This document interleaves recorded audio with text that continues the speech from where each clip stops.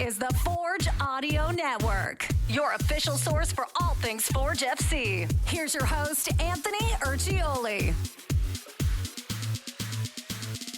All right, joining us from Qatar is James Hutton. If you noticed, Qatar is looking a little more orange and gray. James has a lot to do with that. Hamilton boy, just having fun out at the World Cup in Qatar. James, how you doing? I'm very well, Anthony. It's good to be on. It's about 6 p.m. our time here, so good morning to you. Yes. You know, I got to say that the idea of a trip to Qatar seems kind of daunting. It seems like a different world because all we're getting is kind of, you know, the images, the visuals, the stories from Qatar. Give us your experience so far out there as part of the World Cup festivities. It's immense. I arrived 2 or 3 days ago, got set up in my apartment, and what it seems to feel like is it's the world's largest party.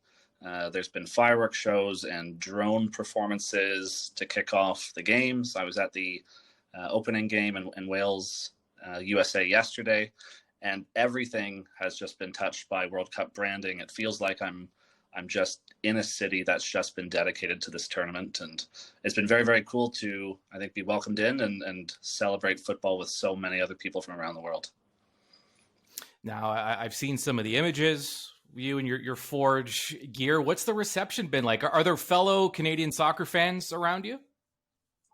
Yeah. So I'm staying in a block with about 40 other Canadians.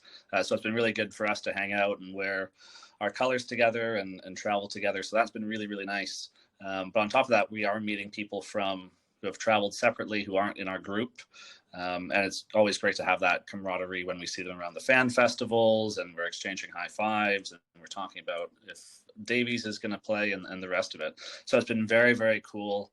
In fact, for the opening game, we ran into some Ecuadorian fans from Calgary. And so sure enough, they knew all about the Cavalry Forge rivalry. It's amazing. It is incredible how small the soccer world is. That you're in Qatar, and it's almost like you're at home at certain points of your trip. Yeah, and I'm off to the Canada House event tonight, so it'll be a big gathering of what I assume is most of the Canadian fans in Qatar. We're going to meet at the Hilton by the Pearl, which is a bit of a ritzy area of town. So I'm very excited to see how that goes, and actually I'm going to be able to have my first drink of beer at the event as well. All right. What has that situation been like? What are the rules? I know they've changed quite a bit over the last week or so.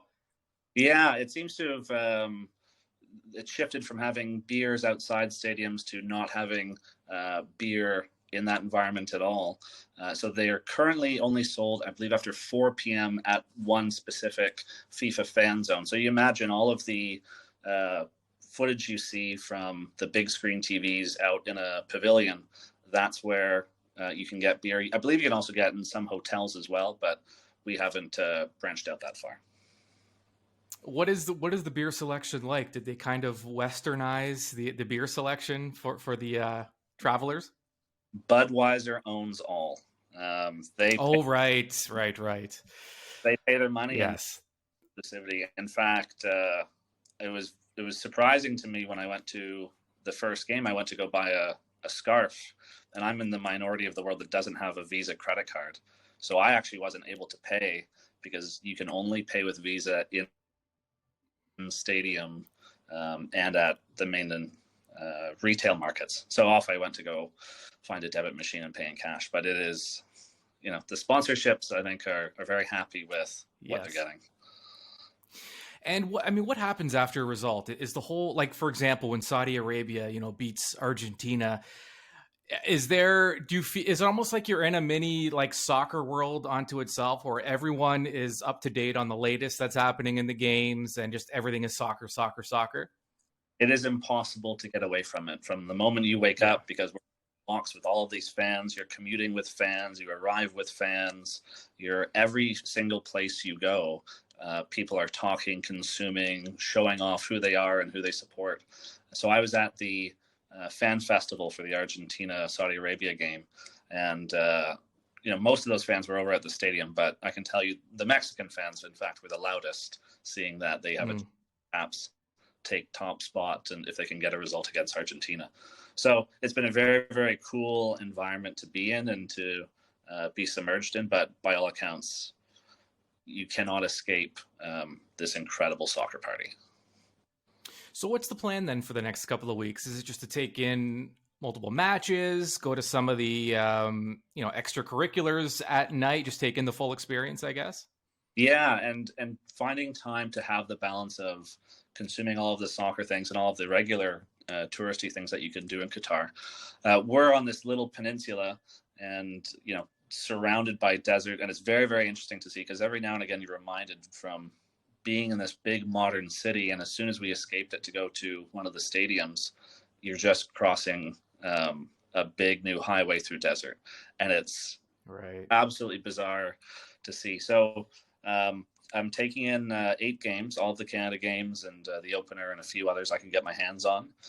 The days off, I'm checking out the Fan Fest and all the activations. I spent probably about 5 or 6 hours at this immense fan festival downtown. So you've got the games on, you've got all the sponsorship activations, you've got live pitches to play pickup, they've got stuff for kids. When soccer's not on, coverage isn't on, you are listening to whatever bands they have going on. It feels like the world's largest party. It's incredible. And I mean, it's exciting for you that you get this opportunity. I mean, it really is a once in a lifetime type of opportunity. What's the feeling among Canada fans? I think, have we surpassed the point where, we're not just happy to be there, that fans now are starting to believe that this team has a shot to surprise some people? Yeah. I think there's clearly that belief there now.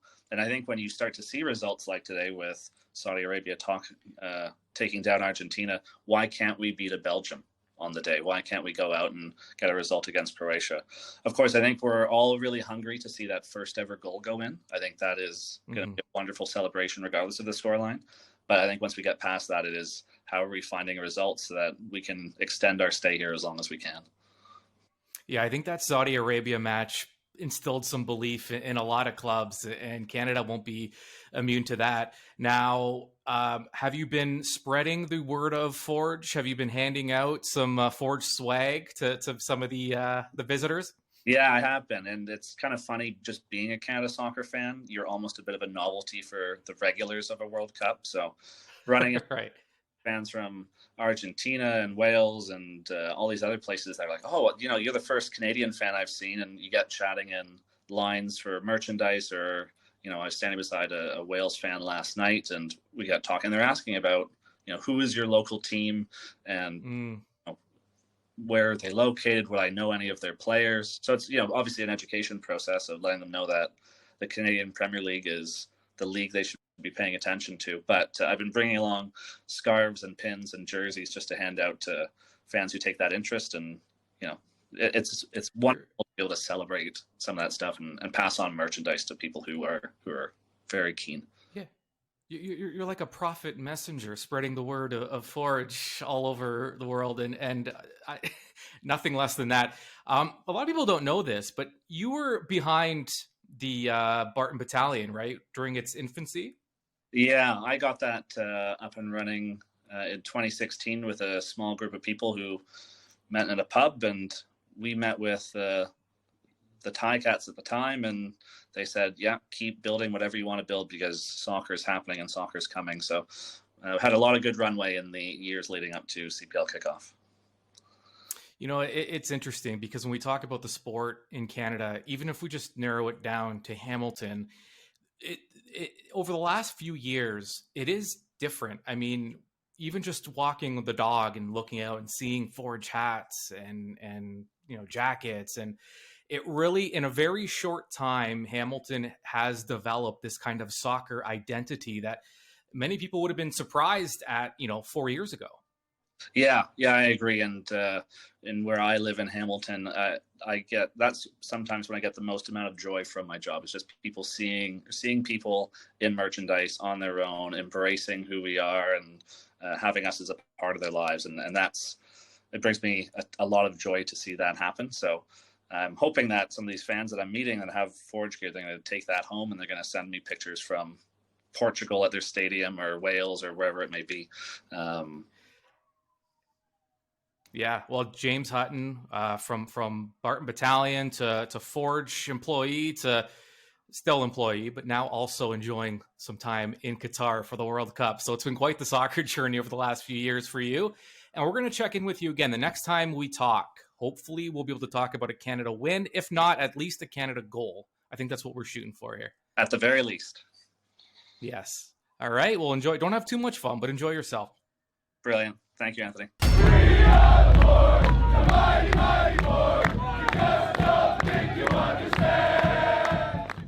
The Forge Audio Network with Anthony Urciuoli. Subscribe on Spotify or wherever you get your podcasts.